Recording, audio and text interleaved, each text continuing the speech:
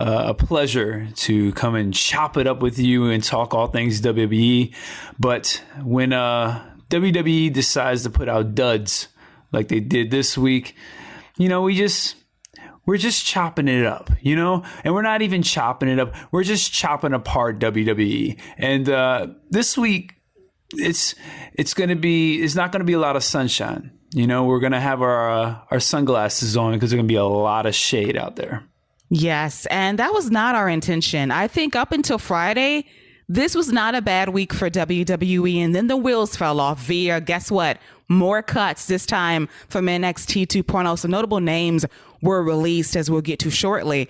But up until Friday, I was pretty all good with the WWE. I was not feeling angsty. I wasn't feeling upset about things. But as we kept teasing, quarterly earnings are coming up for the first quarter very soon, and sometimes they tend to make those cuts to make sure the numbers look even better when they say we did this for budgetary reasons.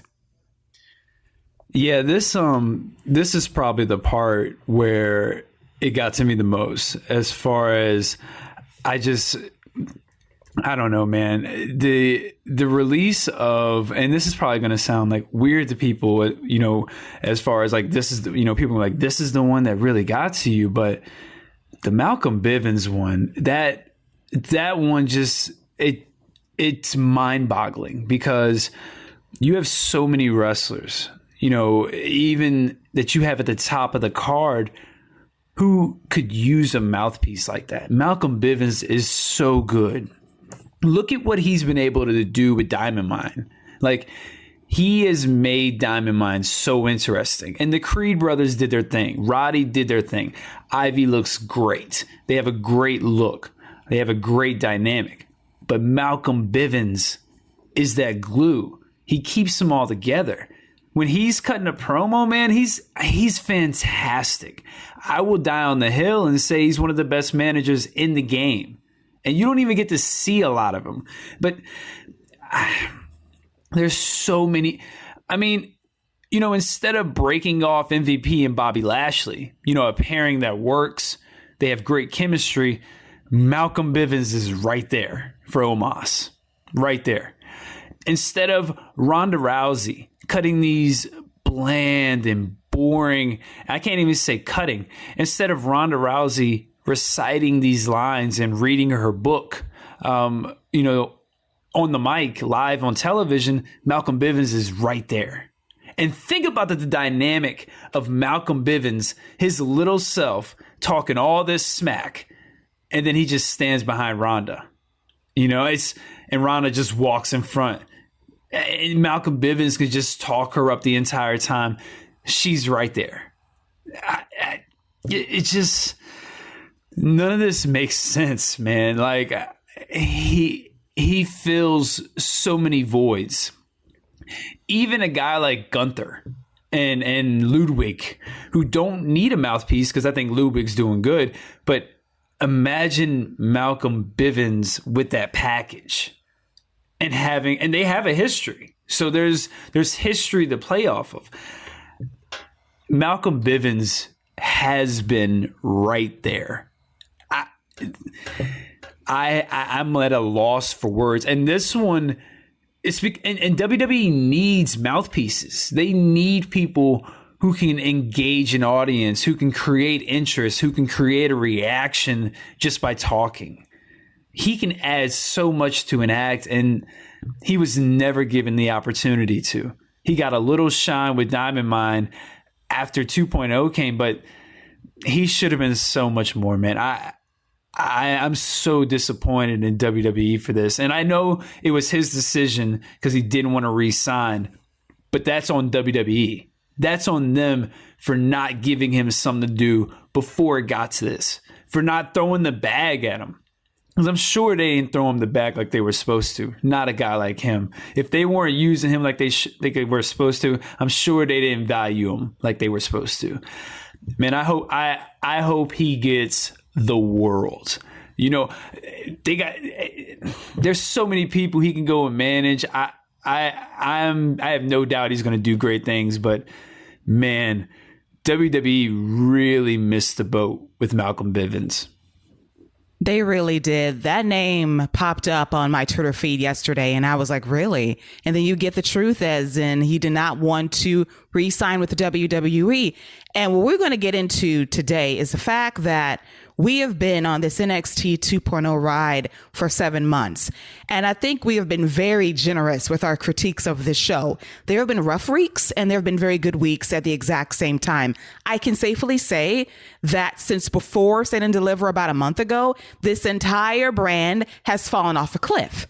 And these cuts yesterday was clearly indicative of how far this show has fallen. When you change everything NXT was, you change the entire developmental process to the point that Malcolm Bivens says, bye, I don't want to stay here any longer. He stayed because he wanted to get Diamond Mine over, and thankfully he did that. But who's going to get over in that group verbally? Will it be Julius? Will it be Brutus? Will it be Roderick, who is not a strong talker? Will Ivy step up? I simply do not know. And the other name that got to me was Dakota Kai, a person that should have been a multi-time women's champion for that brand. You gave her an hour run last year as women's tag team champions. You gave her 3 days this month. And then you give her a title shot against Mandy Rose and she loses. And that's her last appearance ever on NXT. And apparently throughout the summer of last year, she had several trial matches via dark matches on Main Event and Raw and SmackDown, and they didn't see it for Dakota Kai. Like, how do you not see what Dakota Kai has to offer? She's unique. She's different. She's not a cooker, cutter, wrestler, or performer. She stands out in a good way. And for you not to see what she has to offer, and for her to say, you know what, I don't want to be in purgatory anymore because I don't want to be here anymore, that's telling as to how far you've stripped away everything that made NXT fun. You've cut people that were at the heart of the original brand from well over 5 or 6 years ago in the last couple of months. Do you expect people that have been there since that day one shit to stick around when you change everything? And you're not going to stay in NXT purgatory because she tried the main roster. You didn't see it for her. Why would you stick around? Same with Malcolm Bivens. You see the landscape changing. It doesn't benefit you long term. Why would you stay? And that's an indictment of what WWE has done. And we've been on this show saying that some changes needed to be made. But the key thing we always said was this is going to be an issue of veering too far in a particular direction that is going to do more harm than good long term when it comes to developing new stars, when it comes to finding your future. We see that in Bron Breakker, but even then, recently, you are finding ways to fuck that up. And, I'm glad you brought up Bron Breakker. And then I'm going to get back to Dakota Kai.